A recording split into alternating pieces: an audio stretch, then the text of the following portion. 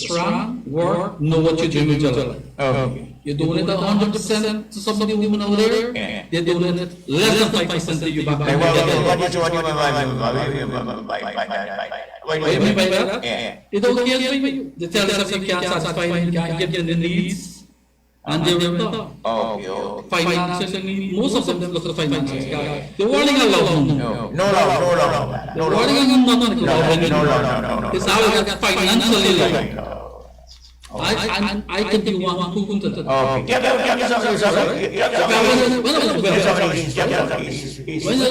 Everybody runs to marry, this is what you got it. Share some with me. Now you get sick. How many more users you know? It's time to give back to you. It's I know. It is very difficult for our male sons to be grown up now. It is a total different world now. They'll bring home a fiance, say, this is my fiance, but how long will she be his fiance? Because they said equal rights. Men work the same way, women work the same way. And that's a mistake. I ain't saying a mistake, it's a big mistake. Because as soon as you want to feel they handle their own money, handle their own course, so they help you. Right? And that's where we're breaking down. Because they go there, you're just different society people. And once you start circulating, your brain begins to work different. There's no more a home wife in a home anymore. And it's 100% guaranteed that's what I'm seeing. I travel several countries. How many countries? Travel 4, 5, 6. Right? I've been wrong. And what you observe when now come to Guyana, I always see the difference. Right? And what all of us do not realize that don't we fight for? When they do God already, we leave everything right. Everything is right. And that's why we want some people to understand out there. And then the parents to be blamed now because our grandparents school us. Now, as soon as a teenager or 30 years old child, you can't talk to the child, sure, we're going to go through. Whether you're the father, you're the stepfather. Right? But that's what needs to change. You gotta go back to some of the old school days. I saw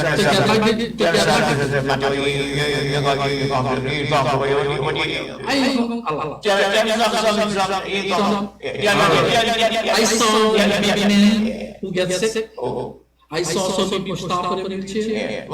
If it was like me, I had it happened to me. Right? But I'm still here. I don't want that person to know that I am still here. They got to fight.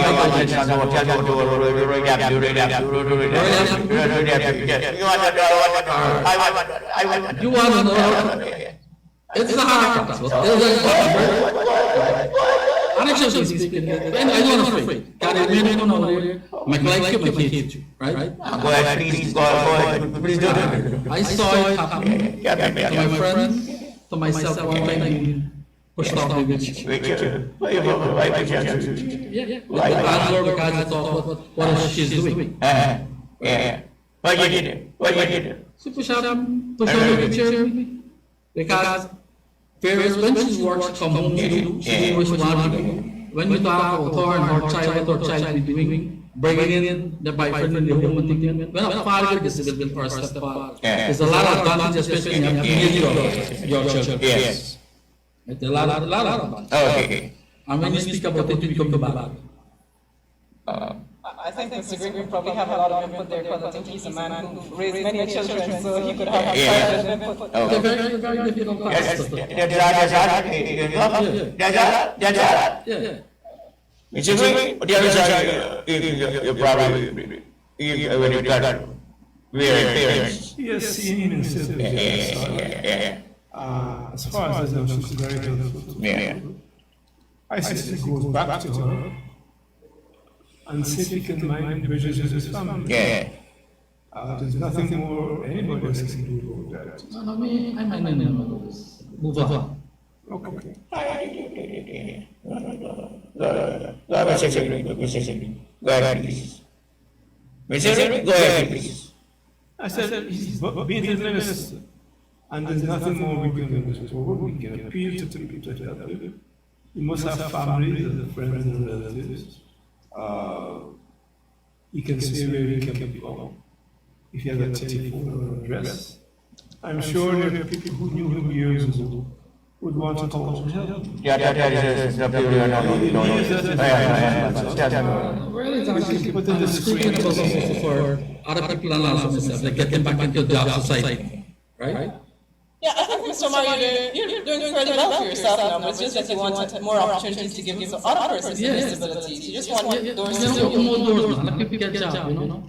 Yeah, basically, a And job. then, And the difficulty doesn't make you unable to do anything, so. But you see, some people is discriminatory, especially contractors out there who can run the job to a lot of disability people.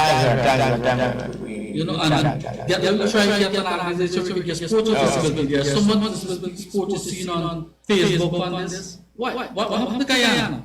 Yeah, because they have what is the Paralympics, where persons with different, abilities. Yeah, but they need to open doors, you know? Not just sit by and see people struggle through that struggle and then deliver the Thank you for coming on the program to share with us. Thank you so much, Mr. Omar. Mr. Ruby, that is a problem. Yeah. Your problem. Some problem. My problem is the nation's problem. What problem is it? I wrote a letter 2 days ago publishing stuff. Concern. Appealing to the head of state What? to become a statesman and speak with the opposition so that we can get much more out of the oil sector, the gold sector, the manganese sector. I advanced the argument that no one party in this country, with these resources we have, can get a good deal unless they go to the Goliaths in gold, oil, minerals, etc., and speak with one voice on behalf of the people of this country. We are getting a pittance from gold and oil in particular, and it is not good. You don't know that. Oil only started to flow in 2019, 2020, and it's a serious issue. They are now giving out new oil blocks, and no one is aware of how it is being processed out. There's a question ring fencing which the big giants have opposed. And what we see happening in brief today is that the big companies are calling the shots to a country that is supposed to be independent. So that I gave this example of the program 2 days ago. Trinidad's population is 1.4 million. Guyana's population is 0.8 plus million. Guyana's oil reserves and what we're getting is 6 times more. You hear me? Guyana's oil production and potential is 6 times more than Trinidad. Okay. Yet, in Trinidad, they are providing a superior health service. In fact, people from Guyana and elsewhere go to Trinidad for medication which they can't get here. And what is interesting, the Trinidad government pays all the CXC fees for parents in Trinidad, where we are getting 6 times more oil, and we have a smaller population. Okay. In addition to oil and gas, Guyana has tremendous reserves of gold, diamonds, timber, and bauxite. So that what I'm saying, if our leaders will get off their high horse and sit down and speak in a civilized manner, to the oil giants, to the people who are harvesting our wood. In a few months, we should completely eradicate poverty in the Cooperative Republic of Guyana. An analysis has shown that if we did the right things, we will be able to provide every family an increment of 4 These are figures presented by Adams and economists. In addition to all of that, Guyana has no natural disasters. We have a little sun and a little rain. And all is required is our leaders to sit down and talk things. And I don't know why it's not happening. And I just left a function at the Assemblies of God, where one of the kings from Ghana delivered the sermon. Jai Paul was there. And interestingly, Christianity went to Ghana in 1828. While Europeans were giving the Africans in West Africa the Bible, they were still practicing slavery in Guyana. I say this to plead with our leaders on both sides of the divide. They must not ignore the fact that the attitudes of the European imperialists have not changed. And unless we work together, we will be enslaved in different ways. The worst days of dictatorship will return to this country. And even though there's a lot of money circulating, corruption is rife, and the money is going to a small group of contractors. Look at the scandal now in Blackbush. Look at the scandal we had on the Western Road. And what is painful here is the government has put on a blindfold, blinkers, in dealing with these so-called immigrants and refugees. 80 refugees were found off Tushen last week, and the government provided food, shelter to all of them. When they came from Venezuela. The estimate is that we have about 34 to 35,000 Venezuelans in this country. I have no difficulty being sympathetic and helpful to refugees who are fleeing from bad conditions. But I've been part of a security system for years. I've seen changes after Borno White and Jaga. We don't have the capability and the capacity as they are claiming to monitor these people who are coming from across the border. And the fact that Venezuela has now mounted additional military personnel on our border is something I don't think our Ministry of Foreign Affairs has the capacity to deal with. I attended a function hosted by the Chinese the other day. And it is significant that these boys think they're playing games and fooling no one. The Chinese have been giving us aid since 1974. Massively. The president was in the country.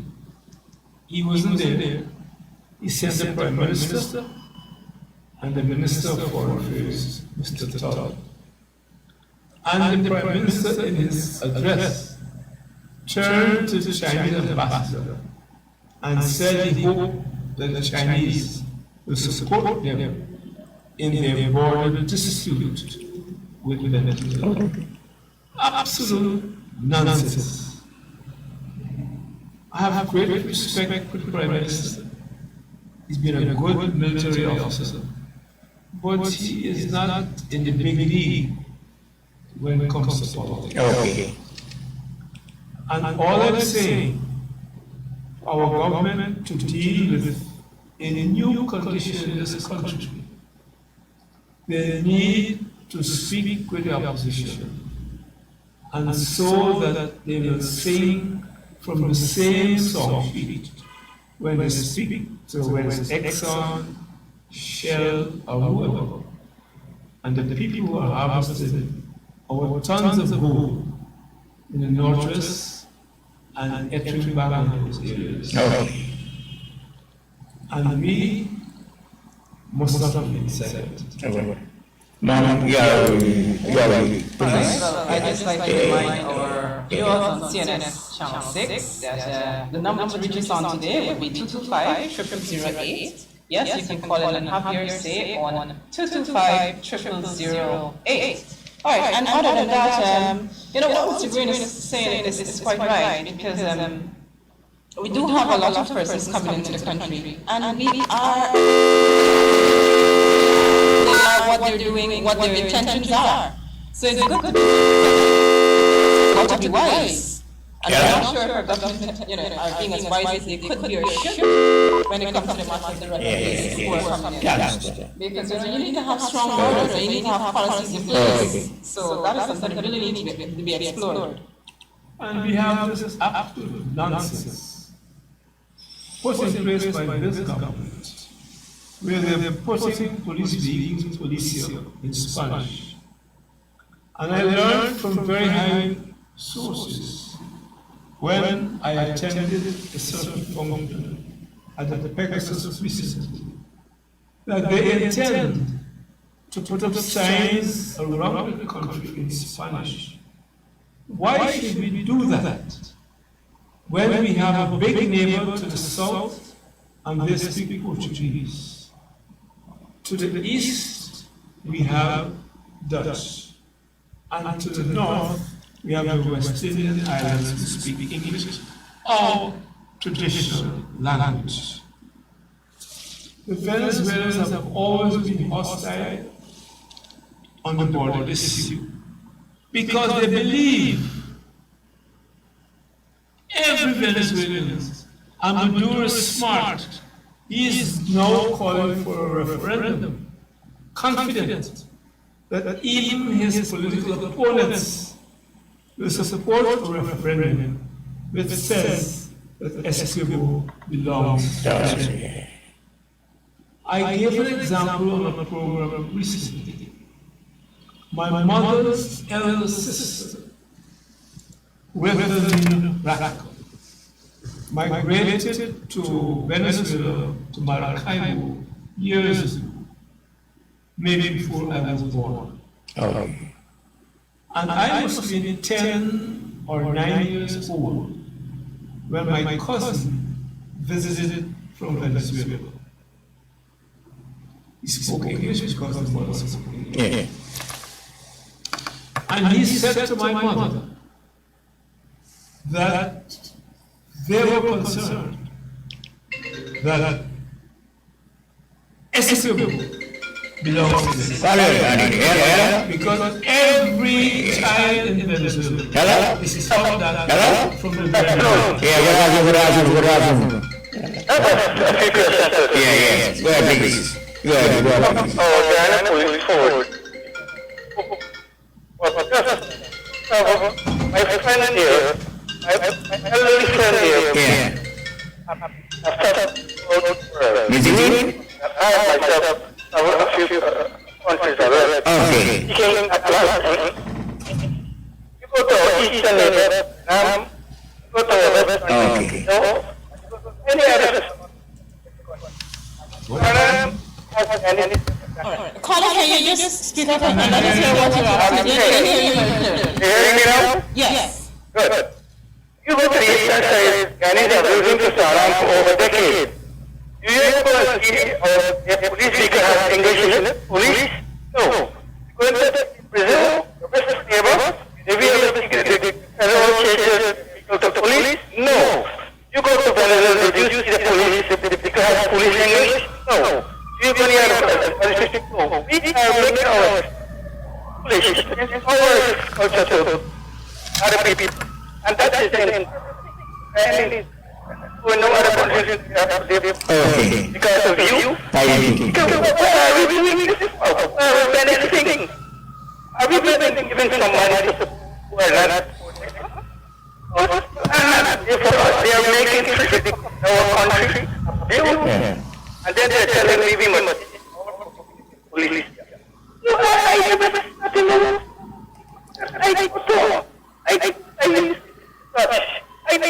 That's for my years. I think for many times for my years now. I don't know. I don't know. Please.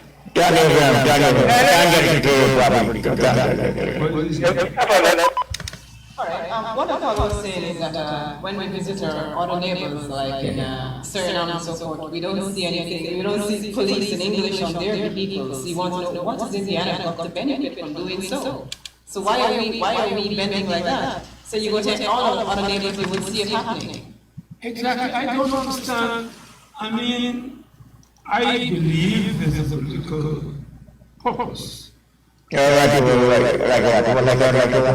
Notice that they gone to Parliament to make the granting of passports and citizenship to these so-called refugees or migrants, I don't know, easy.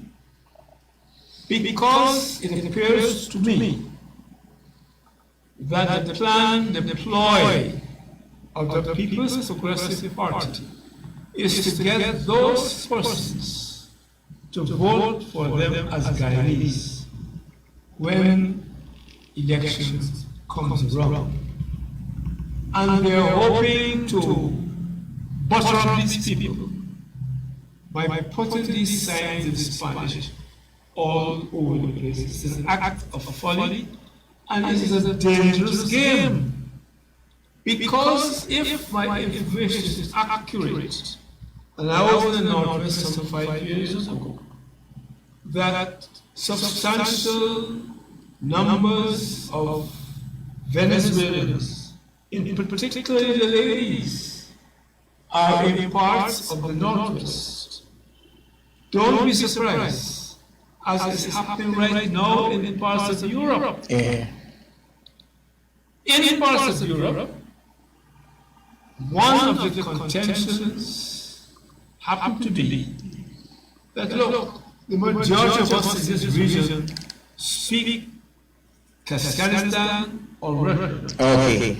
Why should we be Ukrainian or any other people? So don't be surprised if in another few years a group of persons get up in some village in the Northwest and say, look, the majority of us, as will be the case, are Spanish speaking. What are we doing paying allegiance to an English speaking government in Georgia? And people in this country have short memories.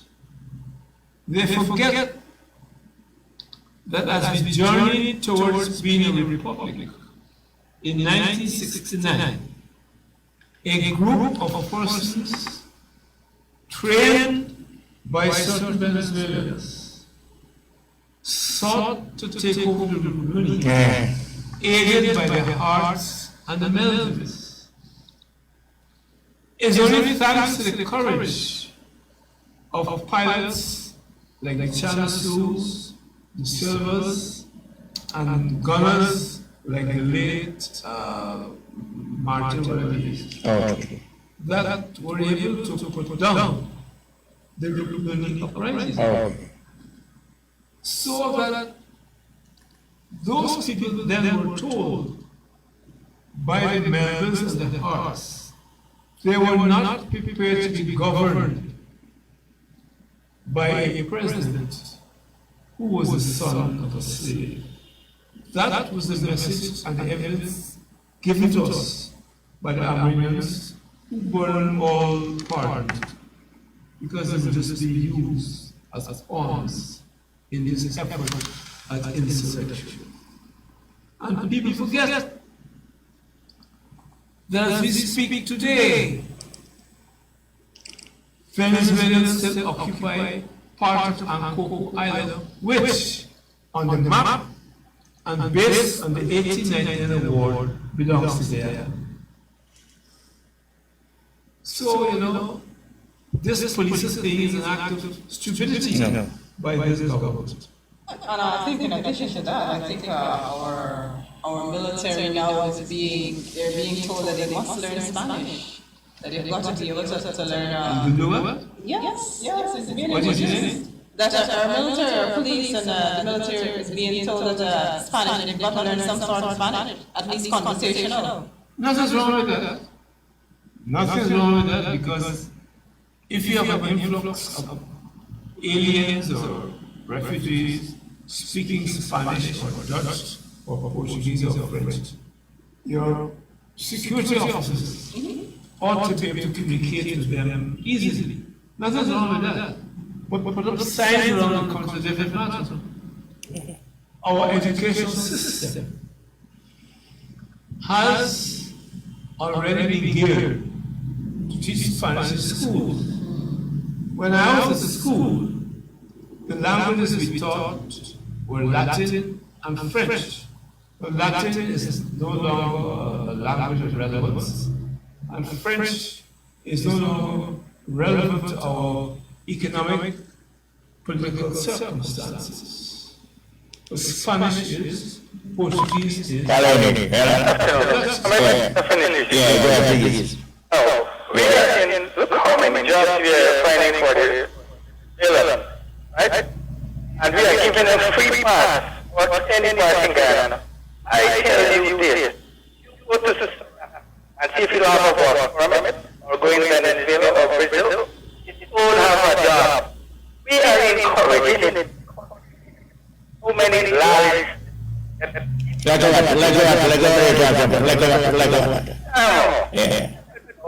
Me nothing. Because listen to what I'm saying. You said walking on the road and thinking about, how can you go in another man? No. Okay, follow the line. We are giving our answers. Okay. Because of what? Politicians feel that they have no confidence in themselves. Running away from galleys, running foreigners to vote. That's not going to work.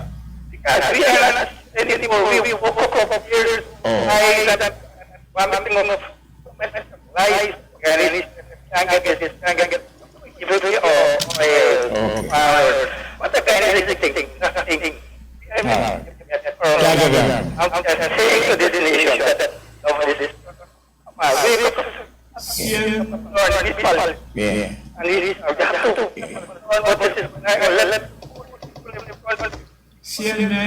Yeah. Even as our education system, and that's another matter, it's in chaos, teaches a foreign language, a lot of effort ought to be devoted to ensuring that the one language we use is also properly taught. You speak to the average secondary school child in this country, and English is now a foreign language. They don't understand certain concepts and certain words, and that is tragic. So pari passu with teaching Spanish or Dutch or whatever Portuguese, we should also ensure that our teachers can teach English because that's our language, for better or for worse. After the Dutch enslaved us, the British came, and when we got independence, it was English. And this is what we should be concentrating on. I had experience of going to a secondary school in South Georgetown some 30 odd years ago. And the joke was that the traffic chief, I can call his name because he's now dead, Joe Brass, had got on the radio one day and said that the traffic situation is chaotic. He was reading from a script. He really meant chaotic. But I heard a deputy head teacher reading from a script using one chaotic, meaning chaotic. It means that even at that level, we had fractured English. Mr. Green, you may be surprised to know that there's still a struggle with the English language, even at the university level. Persons who are going into university, they're taking quite a few efforts to get through the basic English course. Yes, it is still a struggle there. So It I'm is not sad. sure. Yes, it is sad. It is troubling. Imagine that is our language. Okay, you speak a foreign language. And you can't master your own basic language. There we go. So that is definitely something to watch into. Be careful because yes, you must well. There's nothing wrong with being bilingual. So introducing a second language in the country to our young people. But you have got to do something in your language. You've got to be able to listen because persons can't have problems with comprehending things. You listen to something, but you can't really understand what's being said, and it's being said in English. But comprehension is still a challenge. And so, well, that's right. The education system. Sorry, please. Well, one of the things that I've noticed quite now, I think we're all noticing right now. I don't like to complain about the weather because we really can't do much about it. It is what it is, but still you've got to be wise. And very recently I was hearing one of they were advising that the parents should be a little bit more concerned with their children and how much exposure you're getting out in the sun, because that's, and not just children, I think people need to be somewhat concerned with themselves now, because with the hot weather. They need to take a lot more care because many persons, strokes and things like that, you need to look out for your health. So that is something that I'd like to, bring to the public's attention. That, when you go out, try to keep yourself cool, keep yourself hydrated, because it is a serious matter. The heat is getting quite serious. And I think we have a call on the line, so let's start.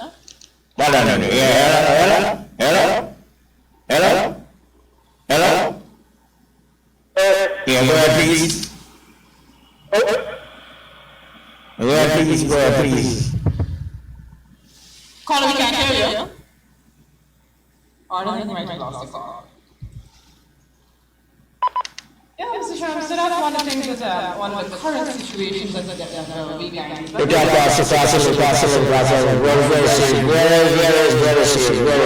then the problem is now with our lack of rainfall is causing a whole lot of problems for farmers now, and it's having a trickle-down effect. So now when you go into the market there, the greens they're scarce, so that is another matter that's going to be affecting a lot of, well, most persons. Hello? Yeah,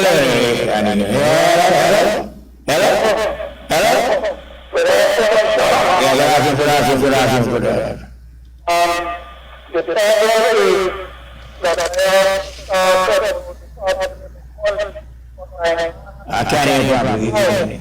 Caller, can you speak up a little bit? We're really not hearing you very clearly.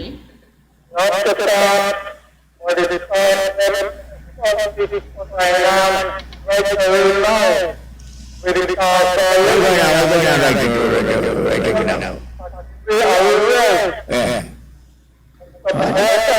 required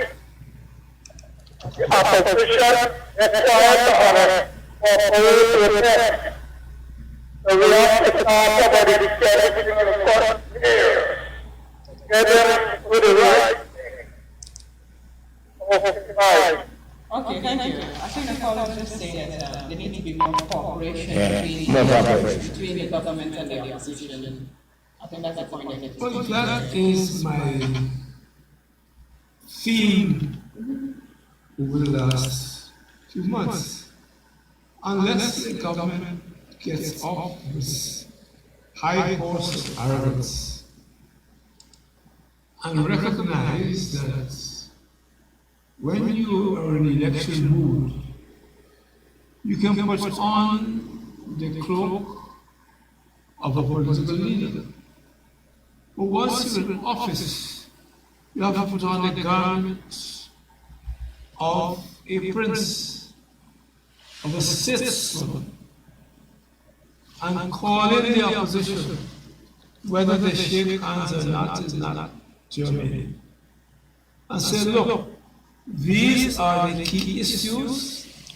We need to speak with one voice. Two issues today are one, the border, which is serious, and two, how we deal with our natural, non-renewable resources.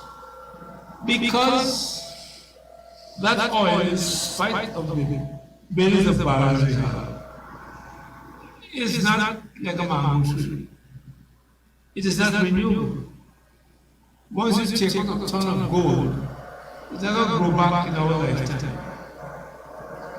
How do we deal with the foreigners who are making billions and we getting small change?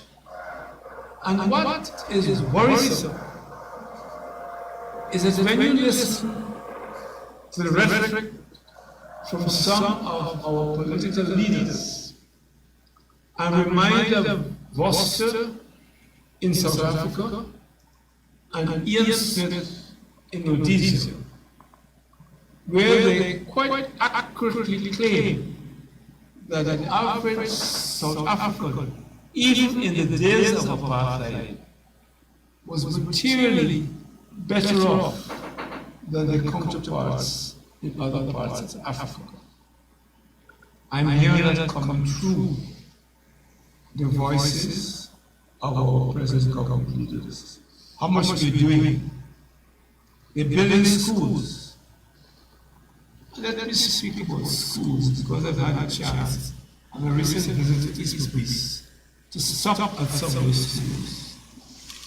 And I know that the Ghana Teachers Union has raised this matter. They're building schools like boxes. Right. No, cheap. The contractors are making the big money, their friends. And they got a set of their Kavakamites to go to State House and from a prepared script ask the president for funds. In the topics, when you install a fan in the classroom, all you're doing is circulating the hot air. And what I know the Ghana Teachers Union is doing is to go with architects on their team to say to the government, each and every school building must have a certain height so that hot air rises. So you build a school that they did years ago with outlets for hot air, higher up. Or, if the government wishes, because they have the money now, to air condition all schools. But if they did that, they also have to ensure that the power company is efficient. Well, I was just going to say And that's another story. Because right now, taking power company has a business there. Well, because they have removed the people who can run the power company to put in the cronies who are only qualified because they sycophants and friends of Freedom House. And that's a pity because our citizens deserve it. Yesterday, while dictating the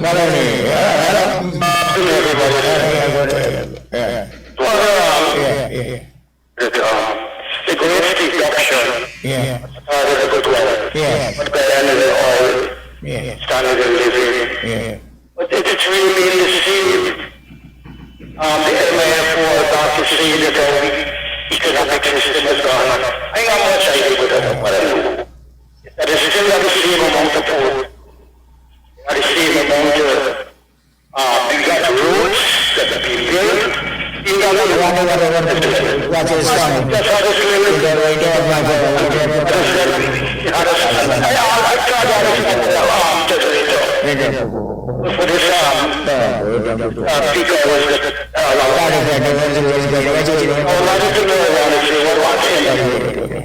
is that with all of that, because the money that we get from the island, we already spent out, and we borrow more money. How do you know?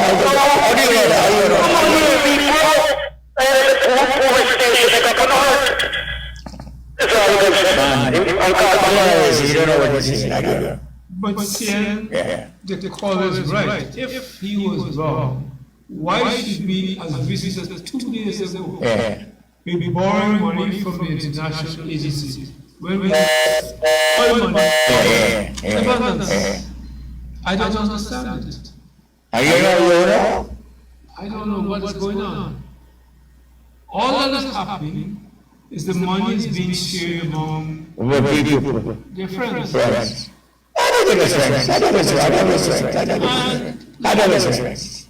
Every corporate that has been built so far is faulty. Every one of the exception. And his bank rolls are collapsing. And you hear my good friend Bishop Engineer complaining. But I raise a bet that not one of those contractors have been asked to pay back money that they misspent. There's a project right now at Linden where the people have complained they build a road. I just want to finish out here. I can make it clear. We borrow more money than the island can feed. We have what do we got in the Bank of Guyana? It's nothing compared to what we borrow and the infrastructure to start with. Now, Guyana did not do infrastructure. Okay, there are no cementing in the schools and so on. I don't disagree with saying that the schools and one and everything. But what I'm saying, the only thing that we could be a little bit proud of about this, about even our infrastructure here. They have no inferior here. You know, let's say that in English. Okay. Let me be calm-minded. What I'm trying to say, Guyana, it doesn't have nothing in terms of infrastructure. You know what I mean? You got nothing in front of you, a poor country. That's what I'm trying to say. See, we already borrowed double the amount of money we got in the bank account. So the one trying to get to you, we don't know how long that ain't gonna last us over that month with Venezuela and anything. So you know what I'm saying? What I'm just saying is that we just square one, we can't be low. You know what I mean? Brothers, open up your eyes to hear Mr. Grease or something that invite you to opposition. That's one of the best things that you say for a long while. And then let's sit and look for issues. Look at George, don't coming back in. Don't tell me what city council, my brother. Guyana is a small flying dump. It's a real state, the most stinking city in this hemisphere in South America, I believe. The most stinking city, my brother. And yet, we can use George to do tourism. Or some come, they would say, look at them little bicycle robbing people in the place. Tourists won't come with that. One thing, if we really serious, they're going to clean up Georgetown. And they've got one in the U.S. to clean Georgetown. You know what I'm saying? We got alternative other than the oil. And start back the hydrogen system where people could come, bring factories and produce goods below the price of the countries. What we doing now? We borrow money and borrow money all the time. Money. In addition, and I ought to have made this point earlier. With this abundance of money now available for the first time to any government, a sensible government, a nationalist government, will concentrate on using that money not only to build roads and schools and hospitals, but to build our human infrastructure in a world that is advancing rapidly in technology and science. So you announce you're building a hospital backed, and nurses are lining up at immigration to leave every day. You are building schools and teachers prefer to go to Antigua, Barbados, and UK and US to work. You know why? We're not providing them the incentives to stay in Guyana. And I said this umpteen times. The government is mortally afraid to put in place any program that resembles those put in place by our visionary order. One is the national service, so that our young people can be trained to man all of the bridges and copers they want to build. So our young people can be learned to man the economic and the financial sectors as Guyanese. And the folly of Mr. Ali's recent outburst against what Donald Ramotar said. His exact words were that what will sophisticated investors think if we talked about looking at contracts again. What he fails to realize is that you have at the moment people in gold, bauxite, manganese, oil and gas, and more. For me, you don't need to encourage any more investors. Because the Guyana Revenue Authority has said they lack the human and other capacity to monitor the figures being given to them by these large conglomerates. So you can't manage what you already have. So you're going to bring in more people. So 214 million US suddenly become 3 million US. And they're trying to put one man under the bus. He is going to be the scapegoat. So hearing different things from the Vice President and from Mr. Rodriguez and other people. So what I'm trying to say is here, if this government is interested in their own support, they should craft a program to develop our human infrastructure. So that when you build a hospital, you have the nurses to man the hospital. When you build a school, you have the teachers trained and motivated to manage the school. And that is what I am not seeing. So you have in place, there are national service, some system. Whereas I have said before, you bring the boy from quarantine to meet the boy and girl from the northwest, Georgetown, Louis, and the river areas. So they meet together in a controlled environment to get rid of those old prejudices which they already had.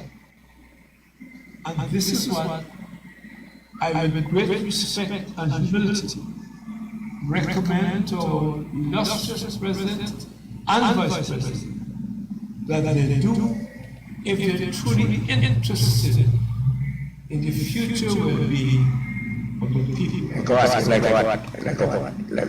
National service, massive training program, teachers, nurses, scientific areas. So, people are dying in the hospital because of I speak to people up to 2 days ago. Friends of mine from Sudan came, and they're all going to the private sector. You go to the hospital now, see and I bet my bottom dollar that all the extra I talk to people. What? I spoke to a relative of mine, I don't call his name. Okay. You go to, when you leave this program today, go to the Georgetown Hospital and check if they have all the X-ray machines working. Because the experience I have had as visitors 3 weeks ago, you go to the hospital, they don't have the equipment to do the X-rays and the scans, and they give you a note. So you go to the private hospitals, including St. Joseph's, and the government will pay for it. No. But nevertheless, that is not the route to go. So what they are doing, they promote the private sector for reasons which are not obscure, so that the small man will never become A real man. a real man in this country. And it doesn't require rocket science. But why not doing it? Only heaven knows, I don't. Well, that's one of the things that you always see if you want to see how developed a country is, look at their healthcare sector and their education sector. And if that is struggling, you know, you can tell that the country is struggling. And you know, the color is an interesting point. Probably one of my pet peeves. Clean up Georgetown. When are they going to do it? Why can't they do it? Well, you know, it is so ugly. It is so ugly. But then they look at it so simple. But one of my pet peeves. I don't want to sound narcissistic. If the government wants to in Georgetown, there is a man available who knows Georgetown more than anyone else in this country. Hello. I like this particular young lady. I'll try something. Yes. If you check the psychiatric ward, and then I'll see if you get time you can check it. Yeah. Yes, no, I haven't gone recently, but I saw recently, I think I told you that I know they did some work there, a lot of work there, and they made it look very, you know, up to standard, top of the psychiatry ward in the hospital. Did a lot of information there, but I'm not sure. Oh, there's one another thing too. A lot of people who was this. There was another language there, too. Hindi and Arabic. In Madrasa and in class all over this country. I don't know if people like this in other languages, but I don't know if people look at it, but it's relevant to we, Pakistani culture, Chinese culture, not one people to another people culture.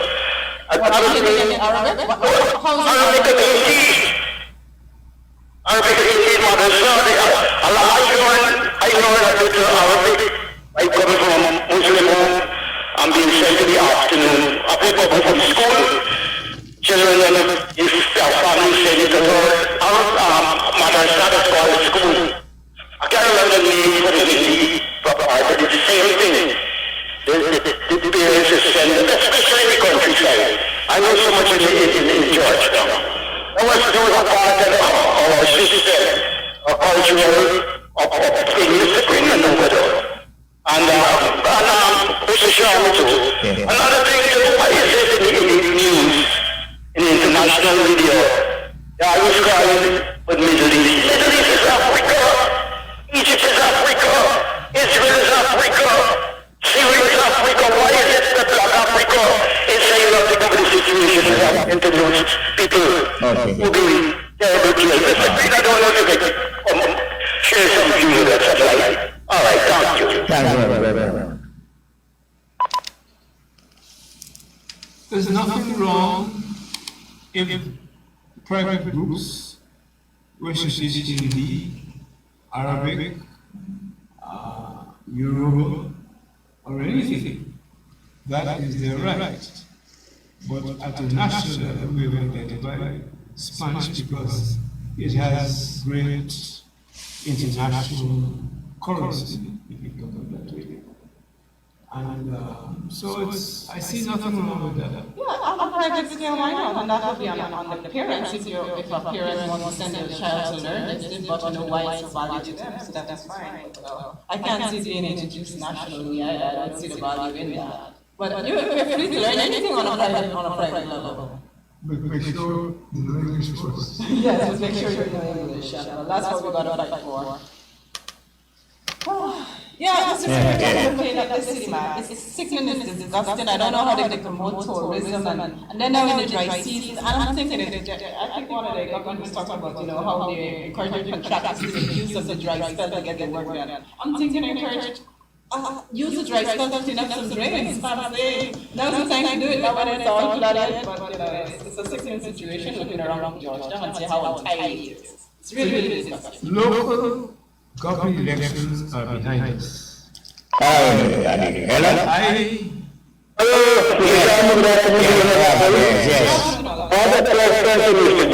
Yes. Mr. Dean, Sir, the new mayor took over this city. The city has no garbage than before.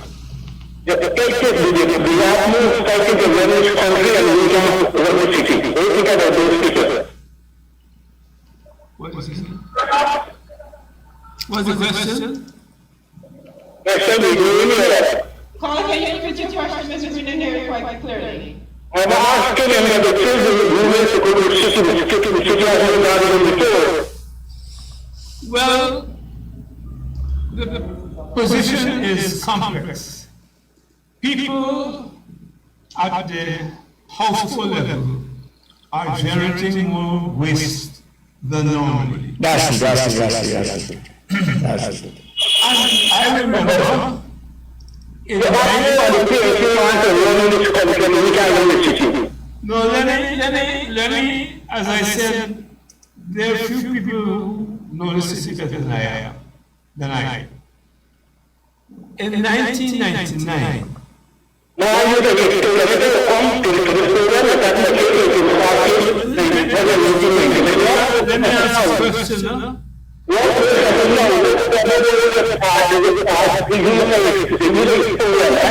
propose since then to the government that we do what certain small islands have already done.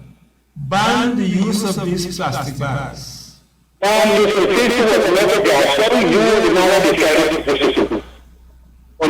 America. Who's the man of the China city? Have you heard of that? That's what? Your father is giving the road. It's you give it permission to them. But that's a microcosm of the bigger problem. What I'm trying to say to you, one of the problems in Georgetown is the indiscriminate use and disposal of plastic. We tried, in fact, the council passed a resolution banning plastic bags. The government said hold it because too much said that large shipments on the way of plastic bags. I couldn't get them to agree to legislation to ban plastic bags. In Antigua, where I have a daughter who lived, when you go shopping to the supermarket, you walk with a cloth or a disposable bag in the trunk of your car. Today, you go to buy tablets and it's put in the plastic bag. Secondly, you have a culture of absolute lawlessness in our society. I was in the burial ground 10 days ago and saw a dray cart going past the crematorium, dumping off all sorts of inventions in the cemetery. Huh? His ethnicity is immaterial, I didn't try to find out. That's not important.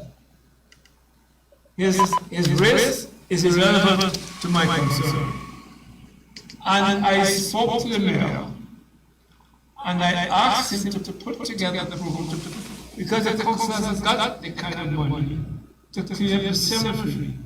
In the old days, at 6 o'clock, you had a warden who would go through the cemetery and whistle. And if you were delaying burying dead, you better hustle up or get locked in the cemetery. The cemetery is one big area I told them to do, to replace those cemetery farms and to increase the digging of canals in Georgetown. It's a massive undertaking. You've got to put a bridge that connects the cemetery to St. Stephen's Street. And that we have to begin to respect our dead ones and to impose strict discipline. When I proposed that, and we advertised the recruitment of 30 wardens, people to go in each of the wards in Georgetown to speak to residents, to along with the sanitary inspectors, to charge them with breaking rules. The government broke it up. Because you ask them why they did it. Every effort we made. I hope that things have changed. And I spoke to the new mayor to reintroduce those ideas and hope that the government will do something. What the government is doing now is using the Ministry of Works to do works in the city, which are the responsibility of the municipality, to get the political benefit.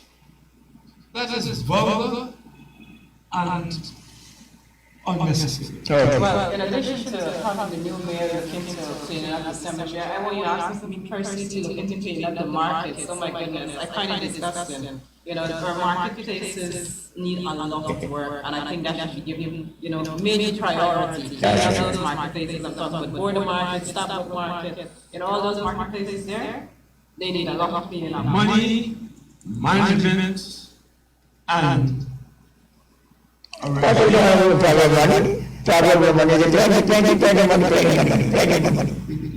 has not any money, government has money. Another thing when we talk about, we are now generating more garbage. Reason why we buy more cheap stuff. Look at the quality of things that come in. You buy a fan and 2 weeks later the fan that you buy is on the road park where you throw away. A lot of inferior quality things, that's why you throw away so much stuff. People are throwing away a lot of stuff because they're buying a lot of inferior quality and putting it in the garbage. Where is the Consumers Association?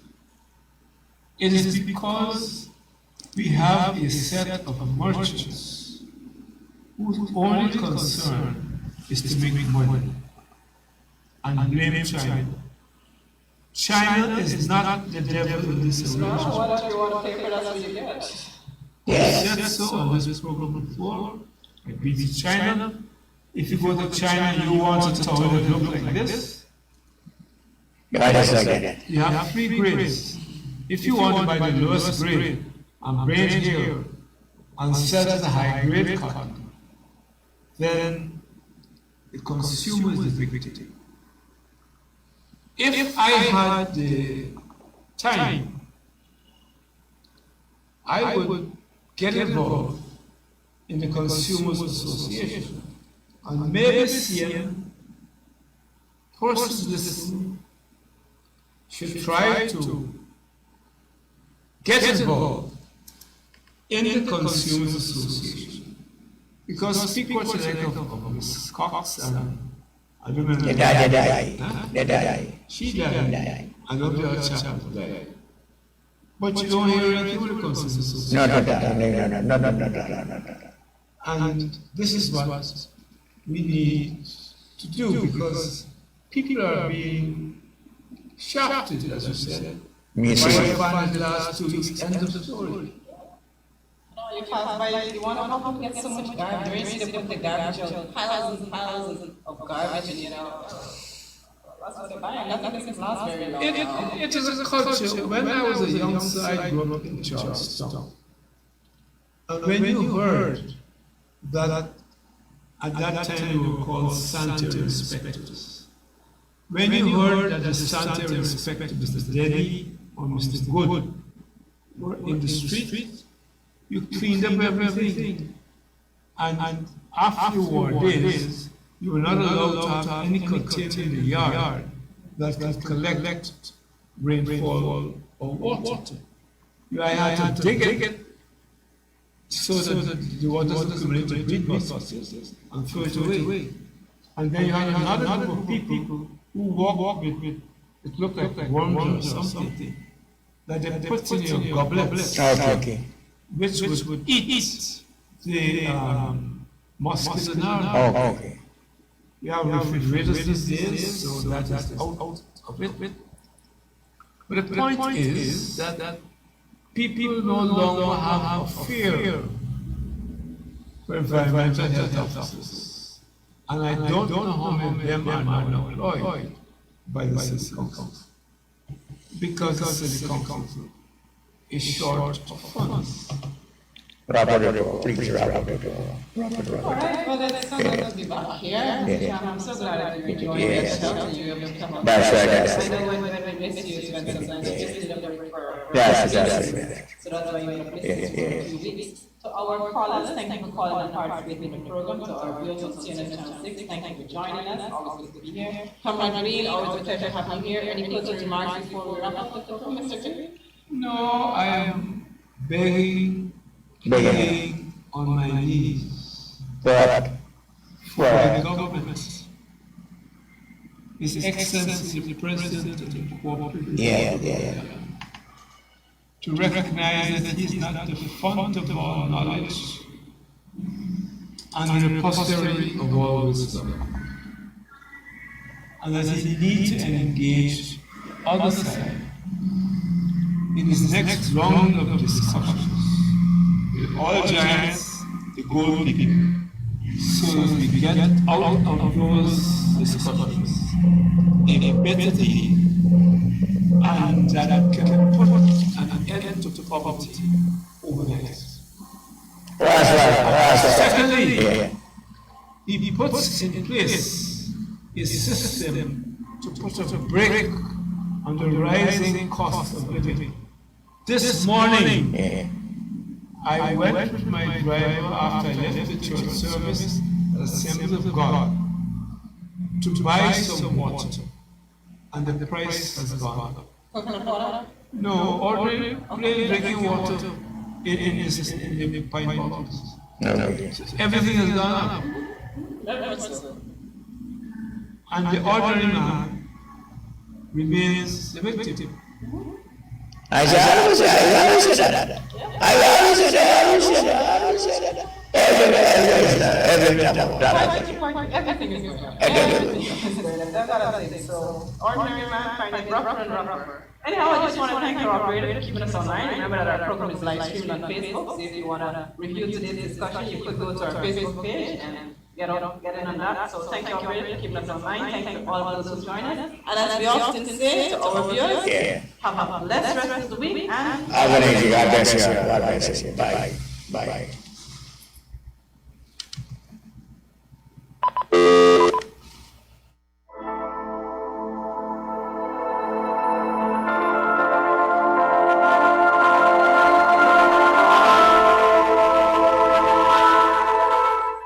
The views expressed on this program are not necessary.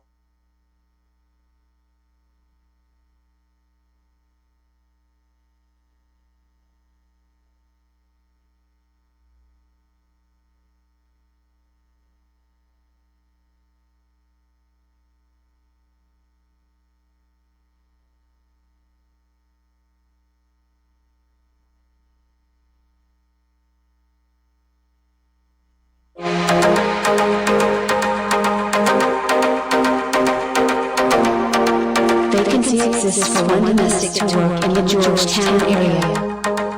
For more information, please call 223